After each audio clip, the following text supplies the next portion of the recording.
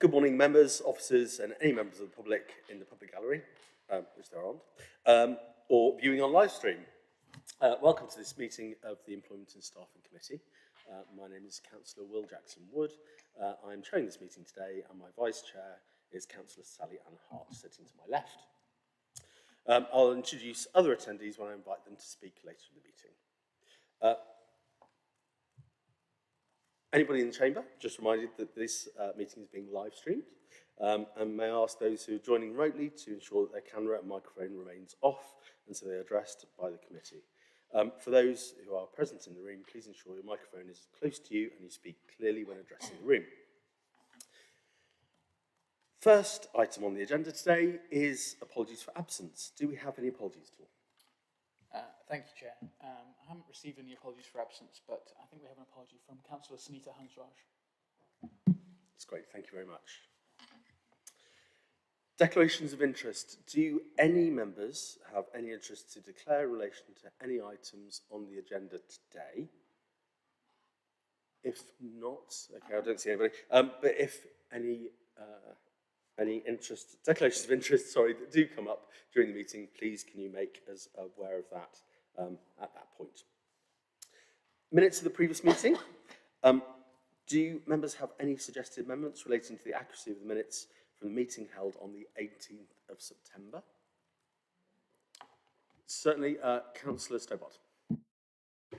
Chair, I wasn't present, but there were one or two actions implied in the minutes, and I just wanted to check on the progress. It probably comes into the main body of the meeting, but if I could just point out the quarter one report on recruitment, retention and absence included some actions on, for example, officers agreed to explore alternative presentation formats and bring options to the next meeting. I just wanted to be sure that those actions were being pursued. That's great, thank you very much. Can I just ask for any comments on that from any officers at all? Yes, those actions are being pursued. There's been one minor change to this report, and when it comes to the presentation, we're going to, we've got a recommendation for members and we'll be interested to hear whether or not. We're trying to balance the challenge of making the charts and the tables understandable and retaining the information over a longer period, balancing the demands of members. So we've tried something in this report. We'll be interested to hear your feedback on it. That's great. Thank you very much, Jeff. Does that answer the question, Councillor Stobart? Is that okay? It does, Chair. Thank you. Great. Thank you very much. So going back to the minutes, is there any other amendments or any comments that we need to be aware of from any other members? Okay. Therefore, we can actually have the approval of the minutes by affirmation. Is that all right? Great. Fantastic. That's great. Thank you very much. Oh, sorry. Councillor Stobart. Chair, I must abstain from that because I wasn't present. That's great. Thank you very much. Noted. Okay. So next point is public questions. Have we received any questions from members of the public at all? Thank you, Chair. No questions have been received from members of the public.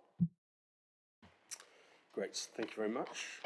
Okay, so we then move on very swiftly so far, which I'm very aware of, to the recruitment, retention and absence data report. Who's presenting this, please? Thank you, Chair. Thank you. So in quarter two, 25-26, we've got, for recruitment, we observed a decline in external applications per vacancy. It now averages 14.8 per role in quarter two. This is less than the peaks in the last two quarters, but it's still higher than this time in the previous years. We had 33 roles that were advertised externally and 28 offers were made. Some of the roles, such as housing technical business support administrator and climate environment project officer, attracted over 40 applications, and that's now prompted us to review how we support managers with a higher volume of applications. For turnover in this period, we saw 15 voluntary leavers, which remains low and stable, reflecting previous trends. The people that left cited relocation, better rewards and new job offers as the reason for leaving, and 6 colleagues moved to new roles in the public sector. For sickness, there's been a decrease in long-term absence in shared waste from 2.94 to 1.84 days per FTE compared to Q2 from the previous year. There's been an increase in short-term absence from 0.95 to 1.68. This reflects efforts that the HR team have made to reduce absences over the period, particularly long-term absences, and overall sickness levels are lower than in Q2 last year. There was a prediction in the last report, I think it was the last presentation, that sickness would decline in Q2, as in the first quarter historically we had the highest rates of sickness, and that has been the case because sickness has declined from 1.64 days in Q1 this year to 1.28 days this year. The People team hosted a successful wellness fortnight in Q2, included events like the NHS health checks, menopause awareness sessions and resilience training. And there was strong staff engagement as lots of people turned up. We don't have information about post-induction survey data for Q2 because of the timing of when this meeting is taking place, but we hope to include that in the next quarterly report. Thank you. Chair, can I just mention, Yes, please. as Councillor Stobart specifically asked, one of the things that we've done, if you look at the first table, we've reduced the period covered by table 1, but then moved the remaining earlier data into the appendix, because one of the questions members were asking were there's so much data in that now it's difficult to keep track, whereas other people wanted to have the historical data. So I'd be interested to hear from members whether that's an approach that you would support, and if it is, we can roll it out to some of the other charts. I particularly noticed, for example, that chart 2.1, average applications per external role, is getting quite complicated, particularly for those members that have it printed out in black and white. So we would want to continue to have all of that information, but move some of the earlier years into an appendix, if members would find that helpful. That's perfect. Thank you very much. So thank you, Jonathan. Thank you, Jeff, for those additional comments. That's great. Do we have any questions? So, okay.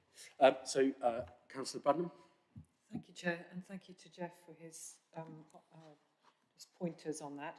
I wanted to look at chart 4, which is on page 8 of our agenda, which is externally advertised role versus the number of applications received, which in principle looks encouraging in that it appears to be a gradually increasing number of applications. But we know that this is a national trend as well. And so I suspect it's that there are less jobs available, so lots of people are applying for more jobs following the increase in the threshold or the dropping of the threshold of national insurance payments. So, that's having an effect everywhere. But could you just maybe talk to us a little bit about the quality of the applications that are being received? Because one would hope that, given the attractiveness of the District Council as an employer, we might be getting really good quality applications from local people, that sort of thing. It's through you, Chair. I can give a little bit of information about that, but I might then turn to Jonathan and see if he has any more detailed information. I mean, the first thing to notice is, although, you might well be right about nationally there's an increase, but in the local government sector, actually there is still challenges with recruitment. The LGA has had to launch very specifically a national advertising campaign trying to attract people to move into local government, because there are quite a number of councils that are still struggling to fill vacancies. So actually it's really encouraging to see that, against that challenging trend, we're continuing to see increases in our applications.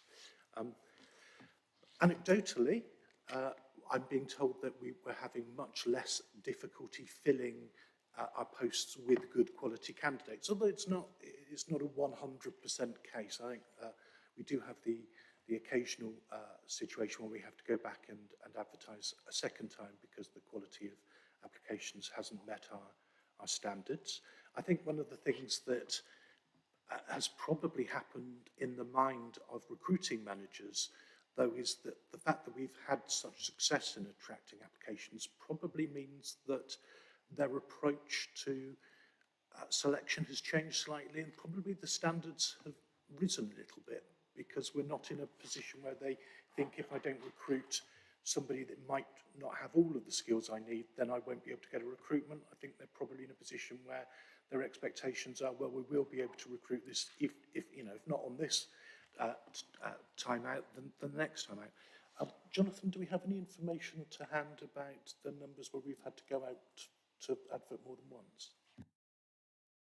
I don't have the numbers to hand on this occasion, but I can say certainly in terms of the area that I support with shared planning, some of the more difficult roles to recruit, the ones that were, and there were relatively few people applying, there are more people applying, and there are higher quality applications in that, but we can certainly break it down and look at that in more detail if that would be required for a future meeting. That's fine, thank you very much. May I go to a second question, Chair? Would you like me to wait? I think it'd be nice to stick to one question at a time if we can. Sorry, but yes. I mean, it's been answered. Oh, sorry. I mean, yeah. Go on. Go. Okay. The second one was about sickness absences, and in the narrative under Chart 6, there's some talk about, this is in the shared waste, that the sickness absence has been reduced. And I wondered if you could tell us what efforts the council has been taking to try and reduce sickness absences in the waste team, because their work is very heavy and cold and early in the morning and when people are stiff and all that kind of thing. And I just wondered what was being done to reduce sickness absences in the waste service. Thank you. Yes, definitely. We've really been exploring, and especially because there's a more higher proportion of physical illnesses within shared waste, referring to physiotherapy for long-term sicknesses and helping to sustain their recovery. We've also been encouraging coaching managers about holding wellbeing meetings, making sure the quality of those conversations are much better, and identifying proactive support in terms of cause for concern meetings, and also promotion of wellness action plans and things like that to encourage people to think about ways in which they can stay mentally healthy in the workplace. There are a number of managers that I've supported to do wellness action plans just to encourage that communication, because sometimes that's really been quite helpful to, especially with mental health as well. That's been something that's had a good impact. That's really important, because we know in health provision people are waiting a very long time to get response on their concerns about their mental health. So actually, if we are intervening early doors, I think that's really helpful. So thank you very much for that. Agreed, that's great. Thank you very much. And thanks for the response. I've got to say quickly, though, just to follow up, and I think I know the answer to this question, but it'd just be good to get an answer. On the chart we've actually got for the number of applications, so this is just on the back of Councillor Brenham's question. Why do we have a different range between 0 to a maximum number, and then some start at 1 to a maximum number? Is it, we've actually had a situation where some roles are still not getting any applications, or is that just an anomaly? Just we could just find that out. So that's the chart on page. Sorry, the chart on page 6. Just to clarify, yeah, if it says 0, then that's correct. It's we didn't get any applications, or there is for at least one job. Okay, super, great, thank you. So who's next? Councillor Stobart, please. Chair, could I just comment on that? Well, the two extremes, the cases when there are no applicants, because that's indicating something, isn't it, if we're advertising and there are no responses. And also the very large number of responses, because that in itself indicates something. My general question is, what are we learning from those extremes? And I'd welcome the step, when you get a large number of applicants, managers do need help, in shortlisting in a prompt and well-directed way. But if we could just focus for the moment on why the extremes, and are we learning some lessons from that? Great, thank you. Any comments on that? Hi, yeah, thanks for the question. Obviously, we've got quite a diverse range of roles within the council. So some of those things like, for example, ecology officers are quite a niche kind of job role. So they do tend to attract much less than, say, something like a generic customer service or administrative role where you tend to get higher numbers for those type of applicants. So we have our talent advisor who works specifically with managers. So either for those ones that are more difficult, to kind of create a targeted campaign to support those, that might mean advertising in different places or doing a different type of advert using social media in a different way. And then for those ones, you're quite right, with the very high numbers, that can become very time consuming for managers. So we've done a whole recruitment reset programme where we've looked at each area of our recruitment, and we're looking at adding, for those roles that we know get high numbers of applications, things like sifting questions. Obviously, people have suggested that potentially AI could help us resolve those, but we are very mindful that candidates are using AI to submit their applications. So actually AI being able to differentiate between those is quite risky, because we want people, you know, who are, you know, spending the time, putting effort into their applications because they want to work for South Cambs, not just because, you know, they can do it quickly. So we've explored opportunities such as closing jobs early, but again, that would prevent us from having the people that really spend time researching the role, researching the council and want to apply. So we are putting in place, we are looking at those and considering a number of different options. We're looking at also considering for some roles where CVs might be a better opportunity, and we can use CVs instead of application forms to try and help recruiting managers. So yeah, we learn from the ones that get very high number of applications so that we can do things differently and make improvements for those subsequent application processes. Great, thank you. Councillor Stobart? Yeah, to highlight AI, Chair, I think is, AI is touching on this area as much as other areas of council activity. But it does illustrate the point that countering AI might require an AI type solution. I'm thinking, you know, we talk generically about AI, but actually there are flavours and techniques within AI, and that actually probably behoves the council, maybe for a wider discussion later, as to what the strategy should be to remain acute and ahead of those who might try, you know, a false application or whatever. You know, what do we need to put in place as a council to make sure we're always ahead of that? I think it's a good point to note. Chair, could I raise another question? Yes, please, yeah. If that's okay. I think Councillor Bradnam raised the point that about comparison with other councils, comparison with national data. I just want to make a general comment about data and data quality, and the question of rising means, for example, chart 2 is clear to see. You know, just an eyeball of that data says the average number of applications is increasing with time. But there are outliers, big peaks, and I think we would understand the story of the progression over time. But sometimes the peaks, the outliers, deserve their own story as well. So not to explain it away, but to say, well, we had a peak then because we advertised some very popular posts and we got a lot of applications. But I just wonder in the history of data, whether we could be taking just a little bit more time to account for the outliers. The outliers aren't there to be nuisances and to be removed, but they are there because they're part of the story. So that's maybe a bit of a question as to how we could deal with that properly. Yeah. That's great, thank you, Councillor Stobart. Any thoughts from any officers just in reference to how we keep track on those, or do you want to sort of circle back on that? Can we have a discussion outside of the meeting? Of course. That with proposal to the next meeting, please? You think, I mean, I'm sure that we can do something. It's just what we can do that's informative and not, and helpful into, because we don't want to just come back and go, well, we were advertising a generic role. So we'll think about how we can best report it. That's great, thank you. Councillor?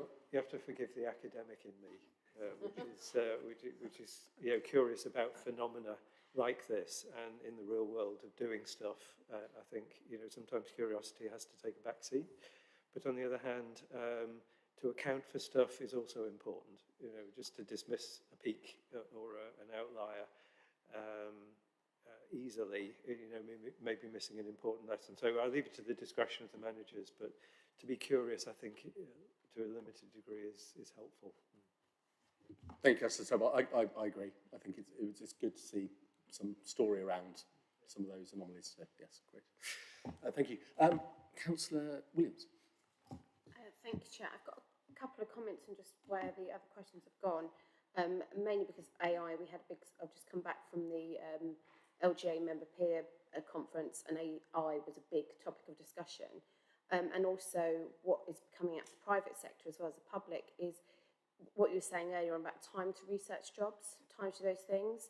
A bit like councils have seen an increase in FOIs and things like that is because people just go into ChatGPT or what should I do, the BBC, other software is available, and they can put it in and it drafts it perfectly for what they need it to be. So that rather than having to spend time with each council writing it, they can produce 100 in the time that they could have produced 1 or 2 previously.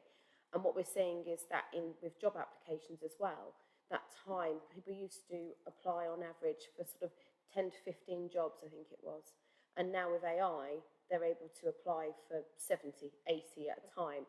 So I think we do need to sort of have a look. It'd be interesting to see the stats around. I know when we were doing the recruitment role, we could see which was AI and which wasn't. So if there are statistics around that, that would be really helpful, because I think that also helps with the identifying the crux of the volume question as well. And it could be, I know some companies have put a policy in that if you are found to have used AI in your application, you essentially will disqualify yourself. I'm not suggesting that's you make a decision like that today, but it is one of the things that some companies is very hard to know, I know, but some things actually Americanization can be quite a good tell, style and those sorts of things. Because as I say, if we want the best quality of applicants, we want the best quality of officers, and that means not cutting corners when you're looking for a job, in my view. Others may say that actually, it's the way forward, and therefore, they're showing initiative by using AI. I leave that for everyone to have their view on, but I think that is something we need to sort of have a policy to deal with when it comes to combating the increase in AI. Also, I appreciate what you're saying about the LGA. They have done a piece of work and continue to do work on recruitment. But for those of us that sit on the GCP and the Combined Authority, I think the report came from the Combined Authority. We can also see in our local economy that the jobs growth is not progressing as it was.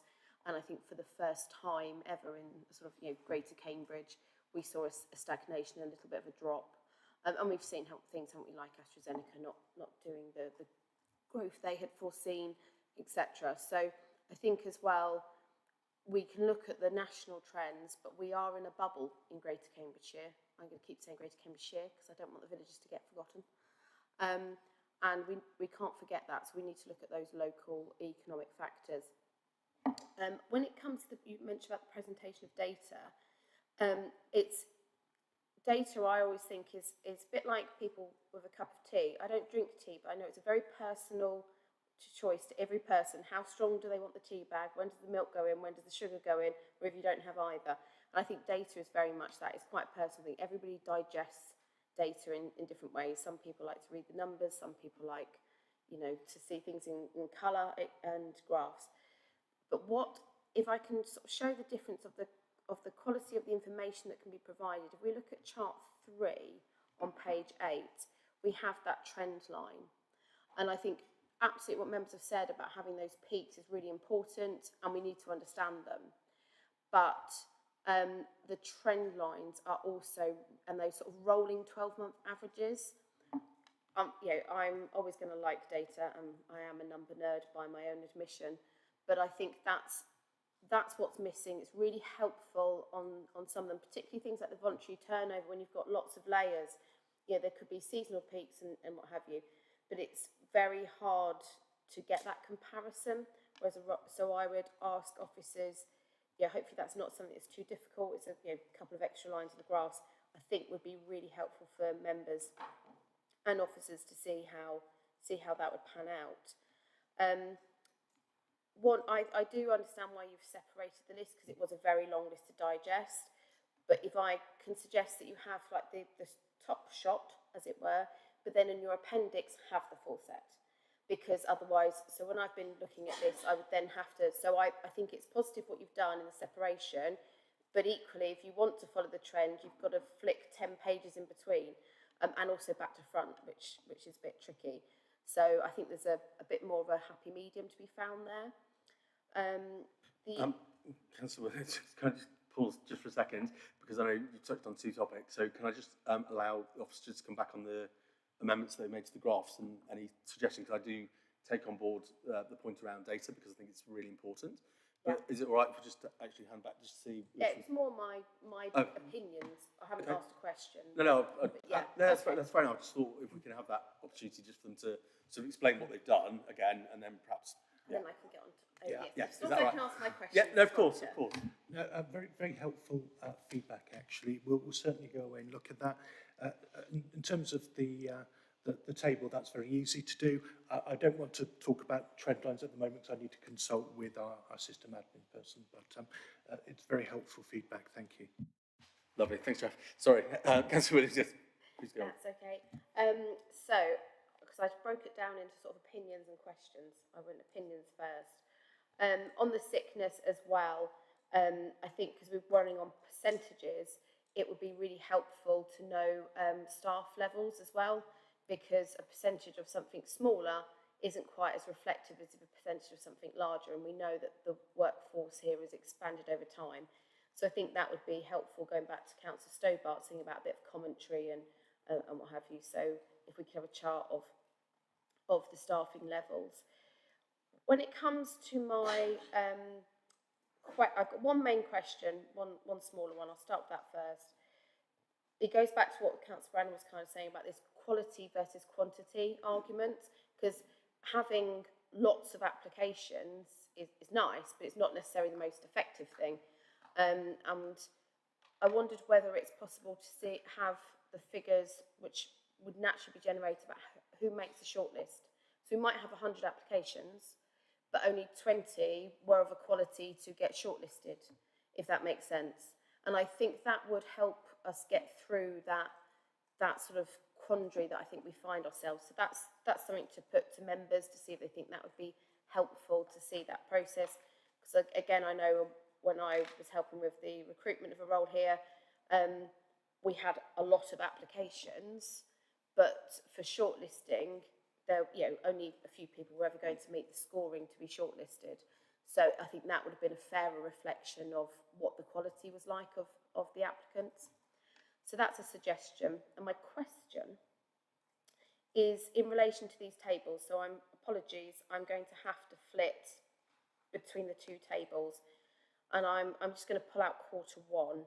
So if I'm going to start on page 13, because that's the earlier date, and we're looking at the last column. So average times to fill working days. So I'm just going to choose April through the years. So we've got 16, then we've got 43, and I go up to the other page. So that's quite a difference between 16 and 43 on the average days. Then it goes to 27, then it's 36. So what we can see is a sort of trend, at least for April, where the average time to fill in working days is higher. And so my question is, have we changed the process? Do we, for example, leave the advertisement out for longer? Or is there something that has created that change? Because I found that we're looking at sort of time to fill. Thank you, Councillor Williams. Any officers have any thoughts on that particular thing? That point, yeah? Hi, yeah, I'm happy to. Yeah, I understand what you're trying to achieve by your first question in terms of the quality. I think the only, I'm happy to take it away and have a look at it. I think the only issue is even when you get like 70 applications, you're not ever going to shortlist more than potentially 6 or, you know, because actually you might, or maybe 8, but you're not going to probably spend 2 weeks, so your bar would just be higher in terms of that quality. So I think it would be quite difficult to assess how many of those were actually like met the minimum criteria and for us to be able to record that. But certainly it's something we can take away and have a look at, but I do understand your point about quality and just trying to find the best way for us to be able to kind of reflect on that. In terms of the second question, in terms of time to fill, obviously variances can happen for a number of different reasons. We haven't specifically changed our process, but obviously some managers choose to advertise their adverts for longer. Some managers take longer to shortlist. They may not have time in their diary specifically to shortlist, and also in terms of fill, it might take them a little bit longer. So in terms of that time to fill, that is very much driven by the manager rather than the HR process. And we do work with managers to try and encourage them to schedule in the post recruitment actions into there, but obviously they have a number of competing priorities, so that's not always possible to do that in the minimum of time. So I wouldn't suggest that potentially a longer time is necessarily through an issue, and I think some of that is driven by the manager. Thank you for that comment. Yes, Councillor Williams. Thank you. And just another alternative to sort of the shortlisting. Oh, I seem to have disappeared. There we go.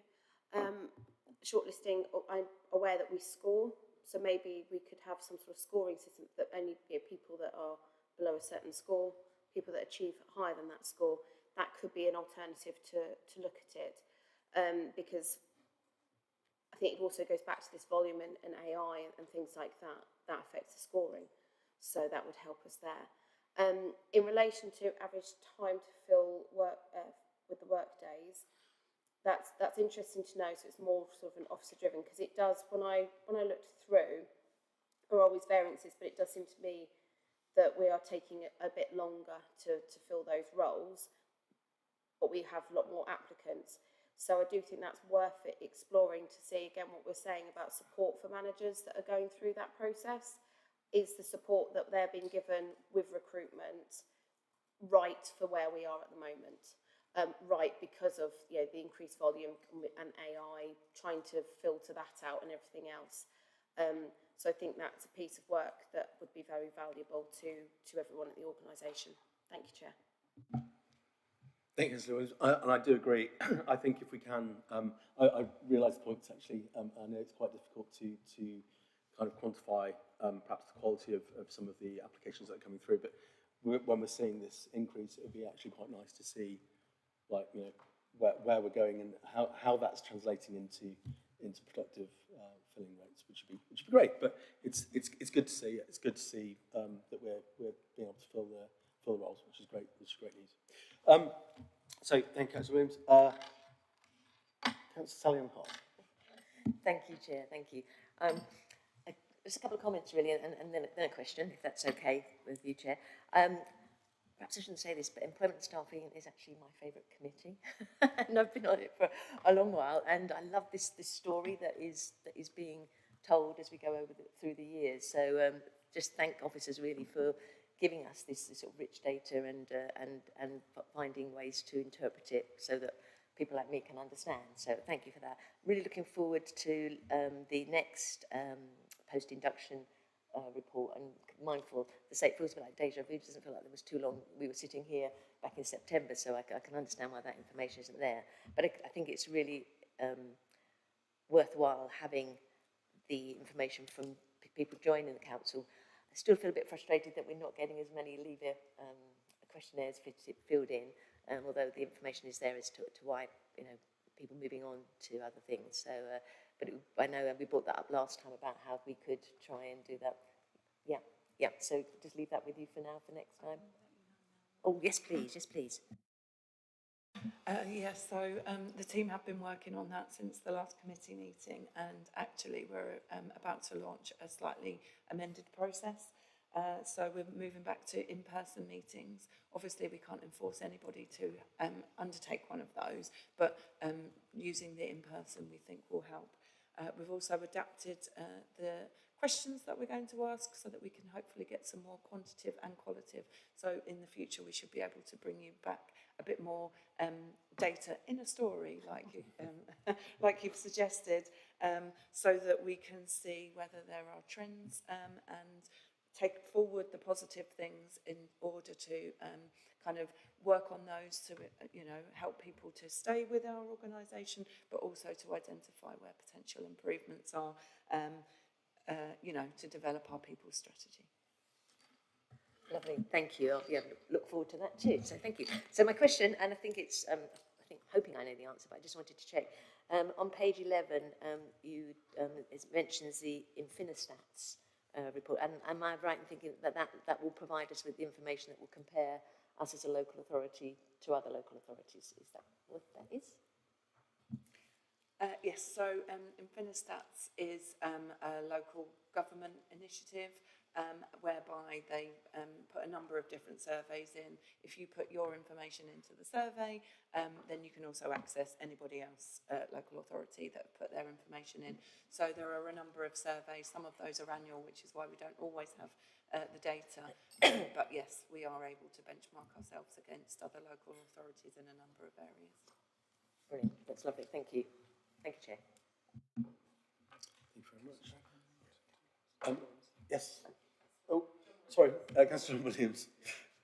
Can I go back to this question about the length it takes to fill a post? And in addition to managers actually requesting the post to be filled, there's also a question of actually what the job is and the applicants, because obviously the more professional the post, the longer it's going to take to fill that post. For no other reason than applicants have to give 3 months notice, whereas if it's a more manual type post, then obviously the period they have to give is less.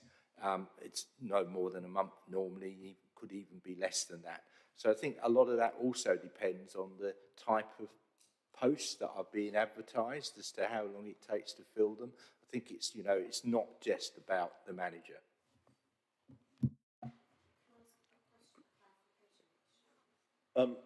Yes, well, thank you, Councillor Williams. We can ask for a clarification question on that. Was there any thoughts? I know that. Thank you, John, because I think that was quite clear already. But was there any thoughts on that from the officers before I just go for the clarification question from Councillor Williams? I think, Councillor Williams, you were thinking of the previous reporting that we used to do. About a year ago, I think, committee asked that we change this to offer. So rather than when somebody starts, this is the period to offer. So it would have been the case in the previous reports that it would have been until appointment, but the committee specifically asked for that change. Thank you. And yes, Councillor Williams. That was my clarification, because my understanding it was point of offer, because things like 16 days or 40 days wouldn't fit in those categories. So thank you. That's great. Thank you very much. Okay, Councillor Bradnam. Thank you, Chair. I just wanted to ask Helen if she could clarify. You've said Leavers questionnaires is something that's quite, I'm quite concerned about. You know, obviously you can imagine it's quite a tricky thing for somebody who's leaving to do. And I think, I'm not sure if you were saying that they were currently online and you're changing that system.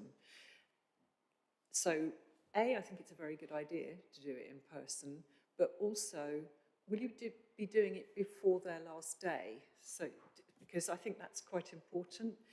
So, I'll come on as well to something else.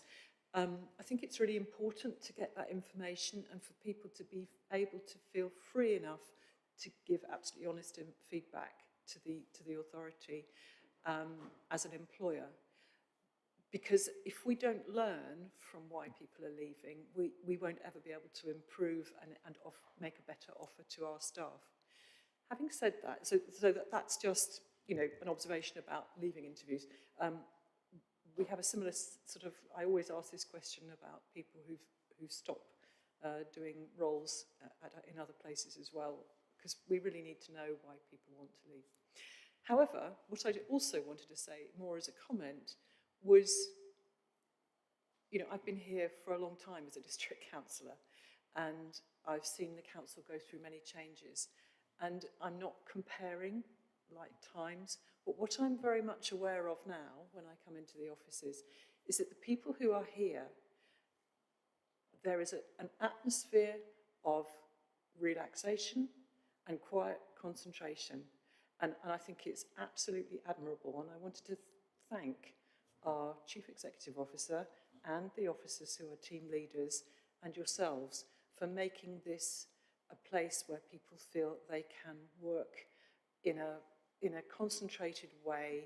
It's very flexible. We've enabled people to have, you know, an approach to their work which suits, you know, we've always had flexible working. And I think that's made it a very much more respectful relationship with our colleagues.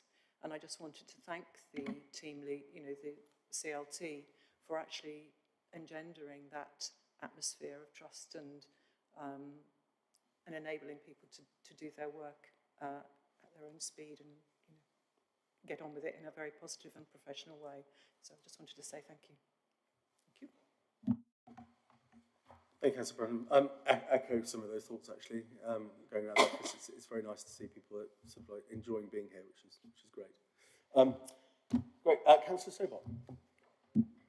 Yeah, just two brief questions. So to follow on from Councillor Hart's questions about the induction system, just wondered how the buddy system was working out. Just, you know, there's some anecdotes, but just a general comment on how well it's working.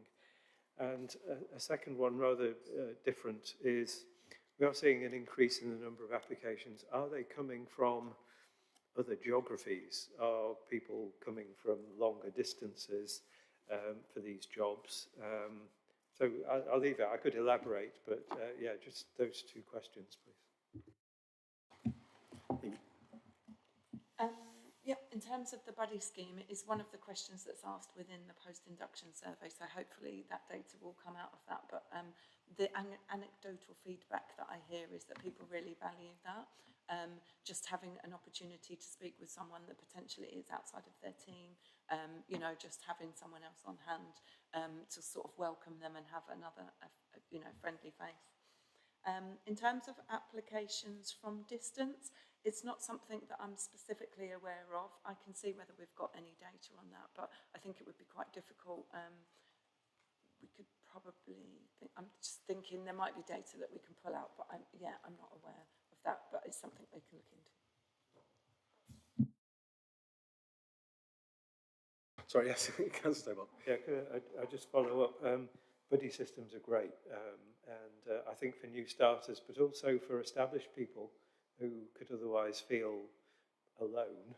I mean, I have been in that situation, where you just want somebody from outside of your sphere to chat to. So I hope it's becomes part of the culture. And as for geographies, it's a curiosity again.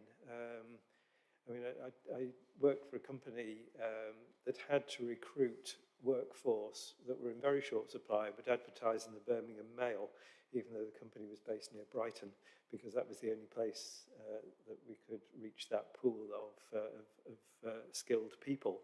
But I think in these days, we're not advertising in, you know, the papers in northern cities, or even cities in the Midlands in the same way, and nor would South Cambs have a need for that kind of personnel. But I was just intrigued, you know, as we change our, you know, perhaps the way we do our work and so on, are we appealing to different geographies, and would that pose some issues around recruitment? So I think something just to bear in mind in the background, but you know, you don't need to go and do big research on that. It's a point of interest. I can say, yes, sir. Sorry. sorry, Chair.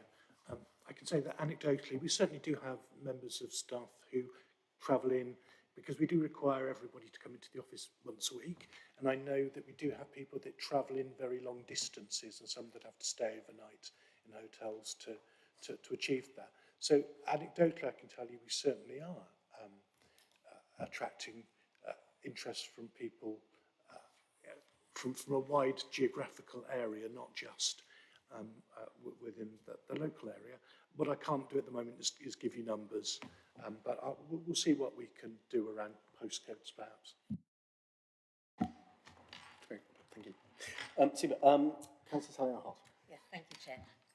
I just really wanted to follow up on something that Councillor Braddon and picked up on about leavers interviews, because again, it's this story, this narrative, and having conducted a few of those in my time, feeling really curious, and you know, obviously, you know, lots of people will go on to do other wonderful things, so wanted to wish them well. So I think the comment that you made, Councillor Braddon, was sort of the timing of those leavers interviews. So can you give us a sort of flavour of sort of how that might happen?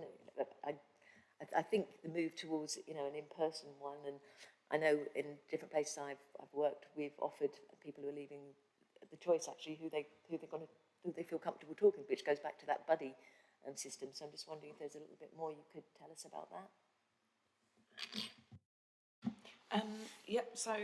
The final process is being still kind of, you know, in terms of the detail being sorted out. But the proposal is, so what happens is when someone obviously puts in their resignation, they have to give us notice to, you know, their notice period. And that trigger of a resignation letter notifies the person in their area, the people partner in their area, that they're leaving, and that will trigger someone to contact them to offer them the in-person interview. Obviously, as part of that, we will say to them if they don't feel comfortable with that person, or if they would rather complete an online version. Some people will, as Councillor Braddon quite rightly pointed out, not feel comfortable. I think more often if you've got a negative thing to say, some people find that a little confrontational, so they might want to be able to do that. So I think offering a range of opportunities and you know, different ways to feed in will be really important. Thank you. Thank you. Great, thank you very much. Councillor Heather Williams, please. Thank you. I think one piece of analysis which would be really helpful is how when we employ somebody, have they come from the public or the private sector? Because with our recruitment policies, if all that's happening is we're taking people from other local authorities, that's not really resolving the problem for encouraging people into local government services. And so just sort of offsets the problem for local government.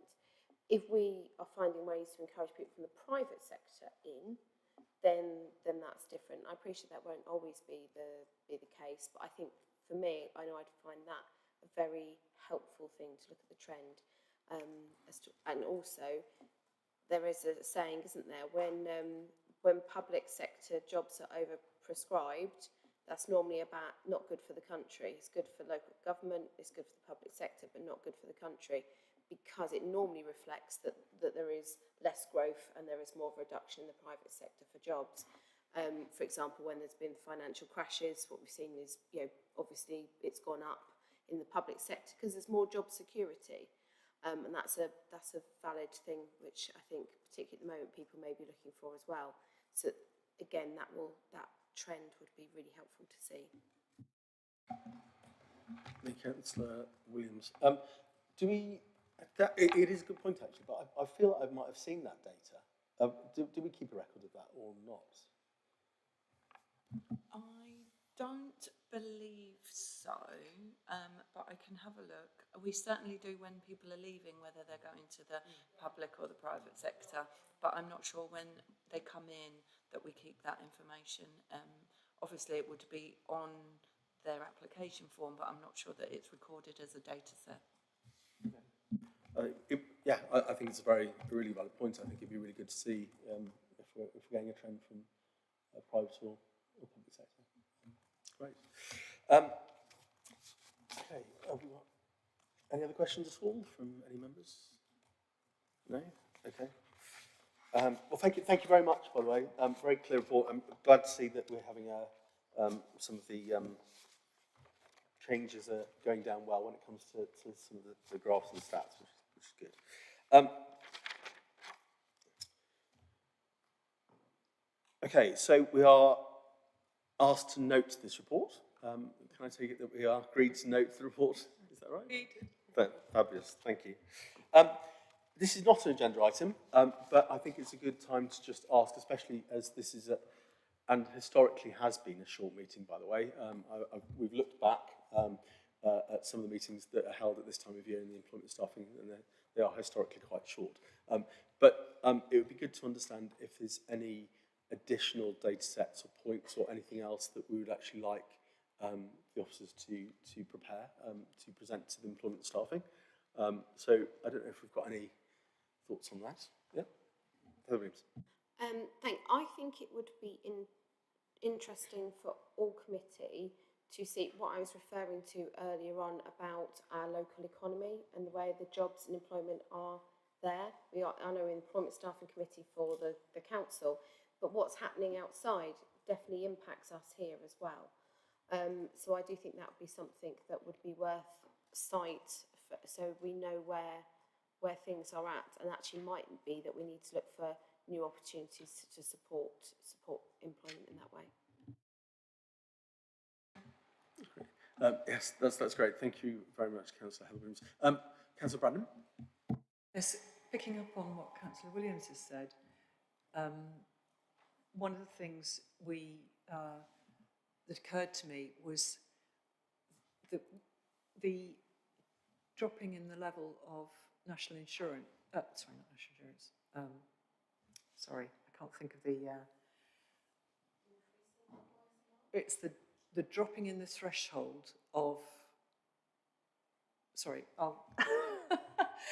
basically there are workings going on in the national economy which have caused employers to be more cautious about recruitment and might have reduced the number of jobs that are available nationally. And I'm just wondering if we can have some sort of more global data so that we can see, as Heather says, whether that is having an effect on us locally.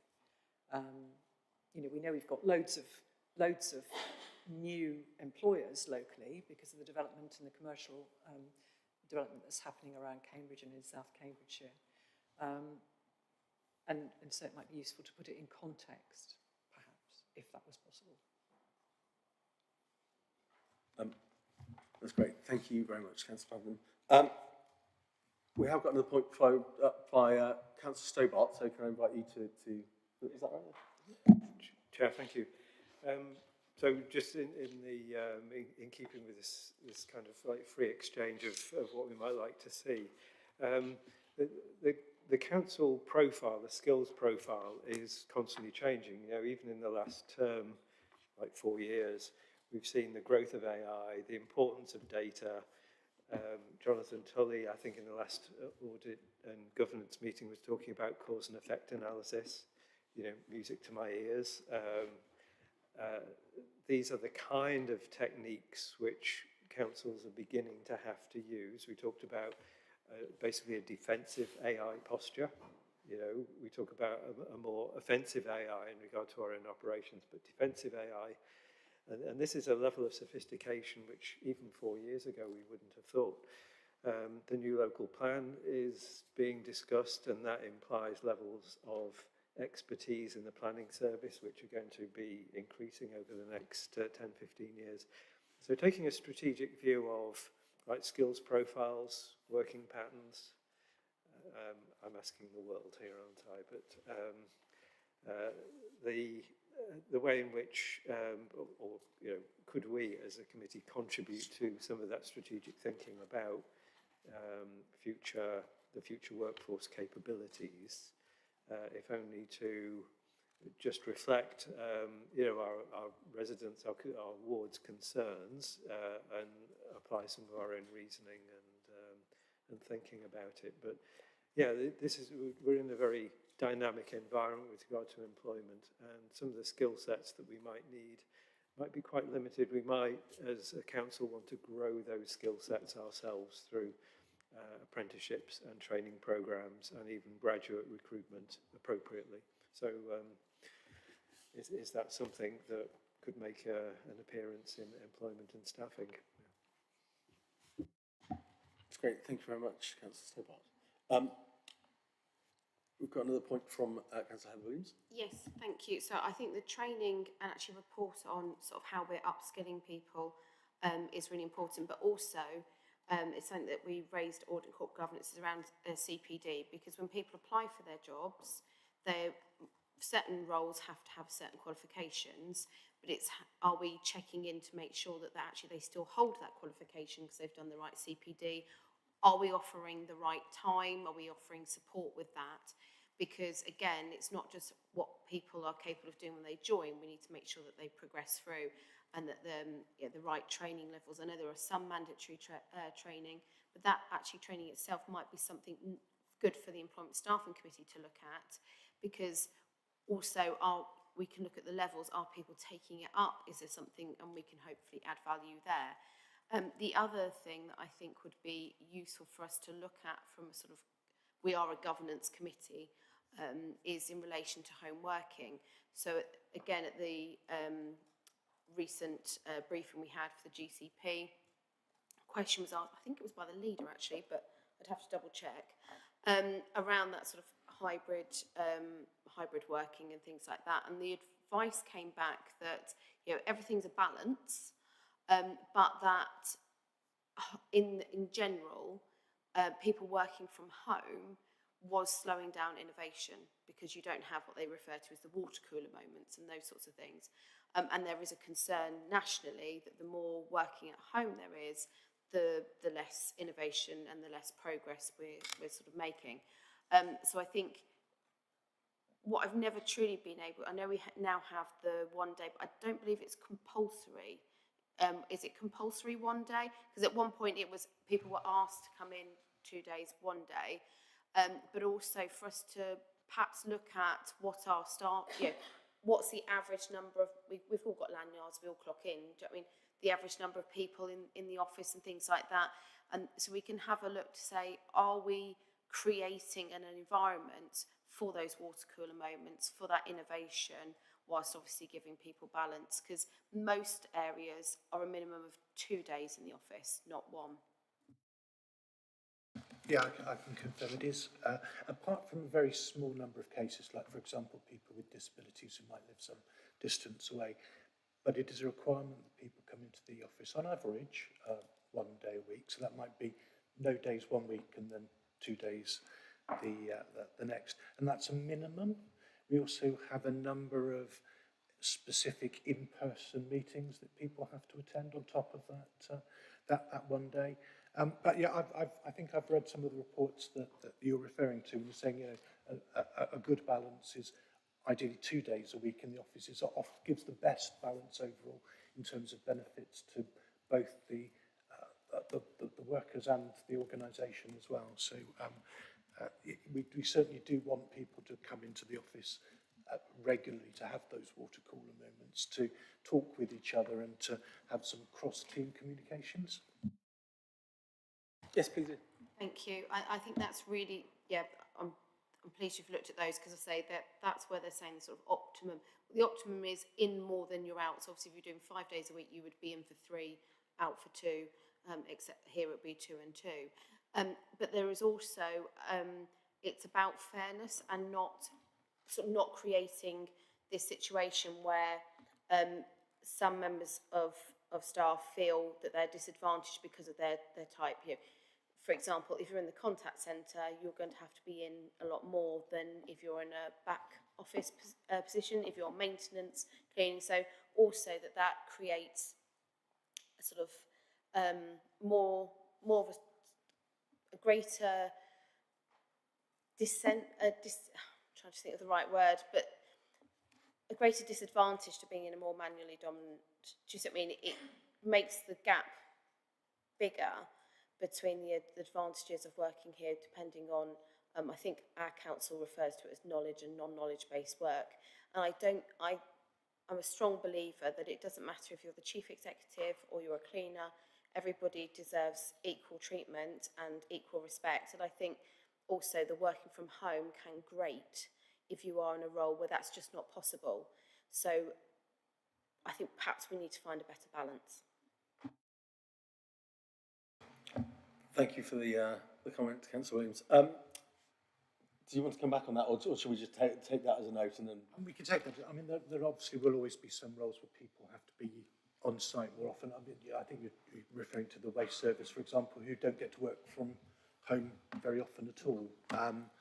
But yeah, well, we'll certainly look at bringing a paper around the advantages and disadvantages of home working, hybrid working, etc., and what the optimum arrangements will be.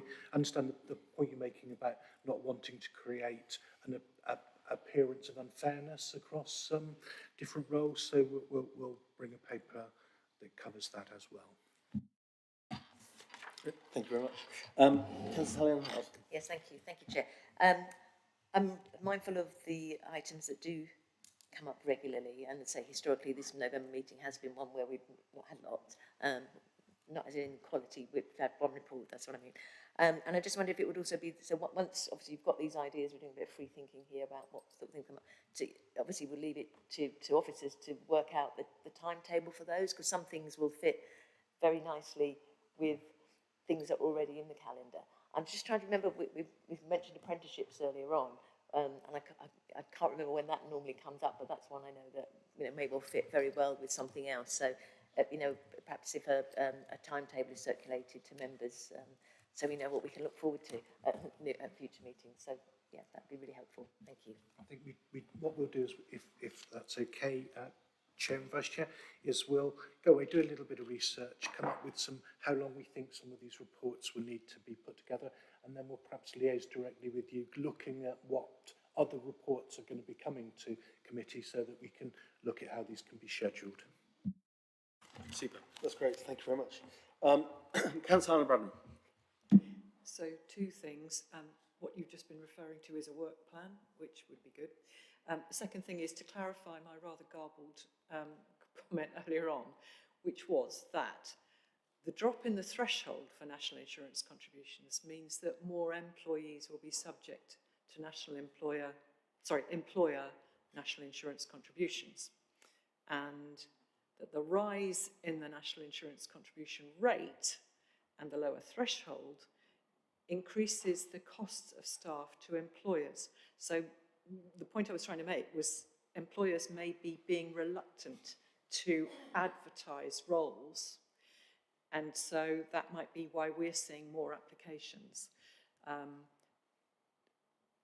And also there is of course talk amongst the government that they might make employer rights from day one, which again, I don't think that's, I'm not sure when that's being planned for, but that could make people reluctant to recruit until they're absolutely sure.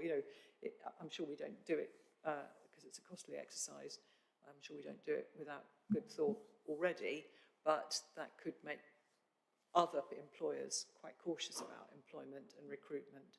So it's just that, how does the national changes in policy, how is that affecting the number of people who are looking for jobs, and how do we fit with it, is the general gist. Thank you. That's great. Thank you very much, Councillor Brandon. So, with that in mind, I think you already took note of that particular request. Yes, we've got I think 7 specific, some of them covering more than one. We've got 7 specific reports that we'll look to bring forward to future meetings. That's great. Thank you very much. Any other points or any other comments that we've just got? Or otherwise we'll next draw to a close. Great. All right. Well, thank you very much, everybody. Thank you very much to all the officers. Good to see you all. And thank you very much for the answers to all the questions, because we had quite a few, considering it's such a short agenda. So that brings it to a close. Our next meeting is not till next year, which seems like a very long time away, but it's not. It sort of is, but I'll see you all before then. But yes, I will see you all on the 12th of February in 2026 at 10 a.m. Thank you very much. Thank you, Chair.